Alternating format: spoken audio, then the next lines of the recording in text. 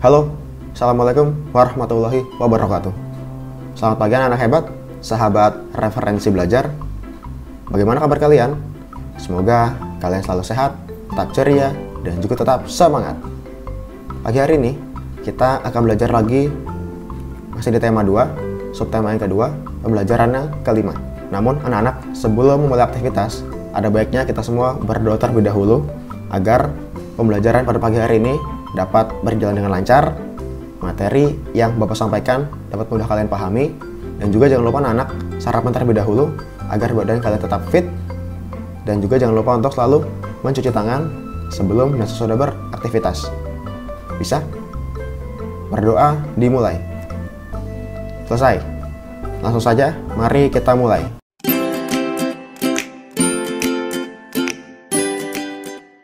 Kali ini kita masih belajar tentang IPS, yaitu mengidentifikasi karakteristik ruang dan pemanfaatan sumber daya alam, dan juga SBDP, mengetahui tanda tempo dan tinggi rendah nada. Kita mulai dari IPS terlebih dahulu ya. Sumber daya alam. Indonesia adalah negara yang kaya akan sumber daya alam. Batubara adalah salah satunya. Apakah anak-anak tahu apa saja manfaat dari batu bara? Mari kita cari tahu bersama dengan membaca teks bacaan berikut. Batu bara merupakan sumber energi yang selama ini banyak dimanfaatkan dalam berbagai bidang kehidupan, mulai dari rumah tangga, usaha kecil, sampai industri. Batu bara cukup berpengaruh terhadap kegiatan ekonomi masyarakat. Batu bara merupakan bahan bakar fosil yang termasuk dalam kategori batuan sedimen. Proses pembentukan batu bara membutuhkan waktu hingga berjuta-juta tahun lamanya. Batu bara terbentuk dari sisa-sisa tumbuhan purba yang kemudian mengendap selama berjuta-juta tahun dan mengalami proses pembentukan batu bara. Anak-anak, pada materi sebelumnya, Bapak pernah menjelaskan tentang karakteristik ruang, yaitu tentang relief daratan. Sekarang kita akan berbicara tentang relief lautan. Perlu anak-anak ketahui, lautan adalah tempat yang paling luas di muka bumi. Planet bumi yang kita tinggali ini memiliki lebih banyak wilayah lautan dibandingkan wilayah daratan. Bumi kita ini memiliki sekitar 70% wilayah lautan ya. Kali ini Bapak akan mengajak anak-anak mengenali bagian-bagian dalam laut. Relief dasar laut adalah perbedaan tinggi dan rendahnya muka bumi di dasar laut. Dasar laut adalah permukaan bumi yang ada di dalam laut. Seperti relief daratan, relief dasar laut juga mempunyai kontur yang tidak berbeda dengan yang ada pada relief daratan. Ada dataran tingginya, ada lembahnya, ada juga pematangnya. Hanya saja istilah yang digunakan untuk menyebut bentuk-bentuk bumi itu berbeda. Misalnya, celah yang dalam pada relief daratan disebut lembah, sedangkan pada relief dasar laut disebut palung, dan masih banyak yang lainnya. Berikut ini adalah bentuk-bentuk permukaan bumi yang ada pada relief dasar laut. Nah, ini contoh gambarnya ya. Kita akan jelaskan lebih lanjut. Gunung laut. Gunung laut adalah gunung yang kakinya terletak di dasar laut dan puncaknya menjulang di atas permukaan laut. Gunung ini terbentuk akibat adanya suatu aktivitas vulkanisme. Contohnya apa? Gunung Krakatau. Dangkalan. Dangkalan merupakan dasar laut yang memiliki kedalaman rata-rata 200 meter, sehingga sinar matahari bisa sampai ke relief dasar laut ini dan memungkinkan tumbuhan laut untuk melakukan fotosintesis. Beberapa contoh dangkalan yang ada di Indonesia yaitu dangkalan Sunda yang terletak di antara Pulau Sumatera, Jawa, dan Kalimantan. Kemudian ada dangkalan Sahul yang terletak di antara Papua dan benua Australia. Lalu ada lubuk laut. Lubuk laut disebut juga ledok laut atau basin. Lubuk laut menyerupai cekungan besar dan berbentuk huruf U. Contoh lubuk laut yang ada di Indonesia yaitu Lubuk Banda, Lubuk Laut Sangihe, dan Lubuk Laut Sulu. Kemudian ada lereng benua. Lereng benua adalah relief dasar laut yang menurun tajam dan juga curam. lereng benua merupakan kelanjutan dari landasan benua. Punggung laut. Punggung laut merupakan perbukitan di dasar laut yang menjulang ke atas. Meskipun punggung laut menjulang ke atas, akan tetapi puncaknya tidak sampai ke permukaan laut. Contoh punggung laut yang ada di Indonesia yaitu Punggung Sibolga yang ada di Sumatera Utara. Ambang laut. Ambang laut dikenal sebagai drempel, yaitu perbukitan yang berada di bawah laut dan letaknya berada di antara dua laut. Ambang laut menjadi pemisah antara suatu perairan dengan perairan lainnya. Beberapa contoh ambang laut di Indonesia yaitu ambang laut Sulawesi dan ambang laut Aru. Selanjutnya, palung laut. Palung laut juga dikenal sebagai trench, merupakan kawasan sempit di bawah dasar laut. Jika anak-anak perhatikan, wilayah ini mempunyai bentuk yang menyerupai huruf V, sehingga kedalamannya sangatlah curam dan dalam. Biasanya kedalaman palung laut dapat melebihi 6.000 meter di bawah permukaan laut. Pada kedalaman tersebut, sinar matahari sudah tidak dapat lagi menembus wilayah palung laut. Contoh palung laut yang ada di Indonesia yaitu Palung Jawa, Palung Buton, Palung Sangihe, Palung Talaut, Palung Ternate, Palung Timor, dan Palung Makassar. Nah, anak-anak juga perlu tahu ya, palung terdalam di dunia yaitu Palung Mariana yang ada di Samudra Pasifik. Palung Mariana mencapai kedalaman yaitu 10.994 meter atau hampir 11 km di bawah permukaan laut. Lanjut, laut. Laut adalah kumpulan air asin dalam jumlah banyak dan luas. Laut ini memisahkan dua daratan atau lebih berupa pulau.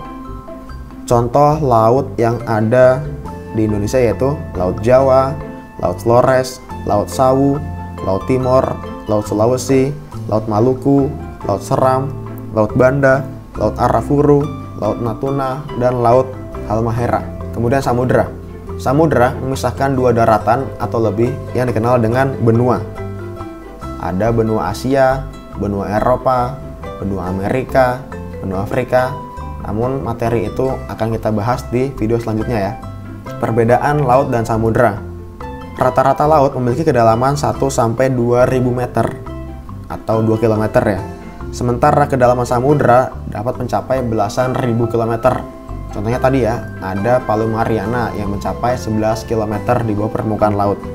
Selain lebih dalam, samudra juga lebih luas dibandingkan laut.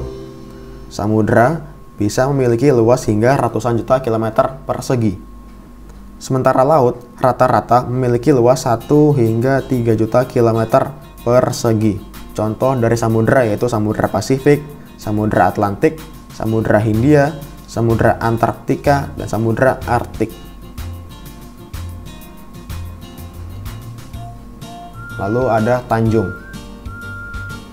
Tanjung adalah daratan yang menjorok ke laut atau daratan yang dikelilingi oleh laut di ketiga sisinya. Contohnya adalah Tanjung Alang-Alang di Pandeglang, Tanjung Apatama di Luwu, Sulawesi Selatan, dan Tanjung Api di Provinsi Sulawesi Tengah. Kemudian teluk. Teluk adalah tubuh perairan yang menjorok ke daratan dan dibatasi oleh daratan pada ketiga sisinya. Nah, teluk ini adalah kebalikannya dari tanjung ya. Letaknya strategis membuat teluk banyak dimanfaatkan sebagai pelabuhan. Beberapa contoh teluk yang ada di Indonesia yaitu Teluk Cendrawasih yang ada di Papua, Teluk Tomini di Sulawesi, dan Teluk Bone juga di Sulawesi. Kemudian selat. Selat adalah wilayah perairan yang relatif sempit dan menghubungkan dua bagian perairan yang lebih besar. Contoh selat yang ada di Indonesia yaitu Selat Sunda yang menghubungkan antara Pulau Sumatera dan Pulau Jawa. Kemudian ada Selat Bali yang menghubungkan antara Pulau Jawa dan Pulau Bali. Selat Alas ada di antara Pulau Lombok dan Pulau Sumbawa. Oke anak-anak, sekarang kita masuk kepada mata pelajaran SBDP. Nyanyikan lagu Aku Bangga Sebagai Anak Indonesia dengan sumber daya alam dan karakteristik ruang yang kita miliki dan yang ada di dalamnya. Bagaimana dengan kamu? Ayo, kita menyanyikan lagu Aku anak Indonesia.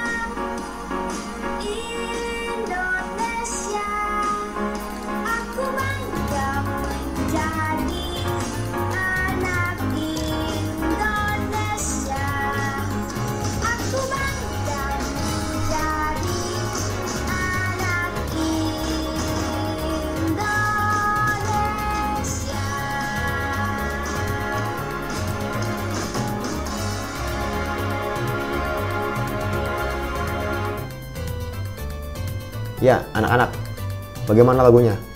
Seru bukan? Semoga anak-anak sebagai generasi penerus bangsa dapat makin cinta dengan tanah air Indonesia, dapat melestarikan budayanya, dan juga dapat menjaga kelestarian sumber daya alamnya.